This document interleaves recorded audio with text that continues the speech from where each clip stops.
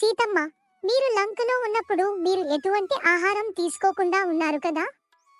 మరి మీకు ఆకలి వేయలేదా?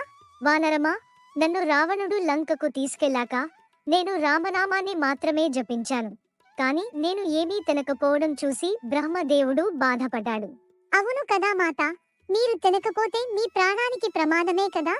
నేను రామనామ జపం చేస్తున్నాను వానరమా, నా ప్రాణాలకు ప్రమాదం ఉంటుందా? అయినా కూడా బ్రహ్మదేవుడు భయపడి ఒక దివ్యమైన ఆహారం నా కోసం ఇంద్రదేవుడితో పంపించాడు.